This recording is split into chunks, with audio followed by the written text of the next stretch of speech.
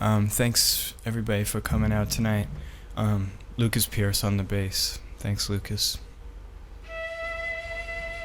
The magistrates wore worn suits and I froze courtside in my hoodie and shell toes. Painfully aware of my surroundings all at once, the whole mood compressed into static, binding the molecules of life into love, into lust, into innate inner child's thoughts of we, chasing the sky that fell into the sea that we created for ourselves to be self-absorbed by, and bypassing the words of the horn players blasting songs, sang sing-song melodies of modern day core themes for schemes of dreams for you to look through, picture frames of nameless names and games that we played in the courtyard before the turn of the century, when you lost yourself into yourself, loathing appeal for help and peeled off the skin of your teeth to be reached by unreachable heights, surrounded by bright lights and dim lit dinners to match cross-hatched sketches of simplicity. The mysticism of your aura had crashed into glass shards of ego that only you could reconstruct.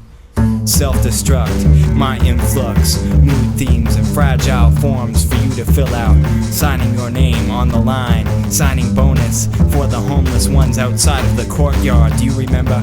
I played croquet that summer with swollen dreams for us to become us and trust to become truth and truth to become no. I wrote a poem to commemorate the journey of thought, time passing out flyers for the show of the century.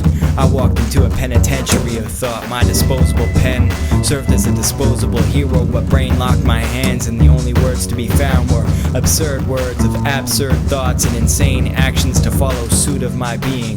The tea parties and mid-afternoon chats broke into informal combat strategics and songs of war. Never before had I seen the unseen hands of fate pull strings of demon-shaped puppetry in my life. On my future wife, on my future life. This piece of cake is still on the table from the day when I decided to settle for crumbs. Do you remember? Brain-numbing aspirations of we formed we once again, but then again we were not as we appeared to me, appeared to be. True, but true was subjective to time frames and 24-bit color palettes and digital mallets to bind ties. Was this a dreamscape for my shaping to testify? Were you alive? Was I a lie? Could I rely on perceived themes? I saw the mountains collapse into teardrops that overflowed the landscape and washed away my mindscape as I sat alone with no more thoughts to dwell on.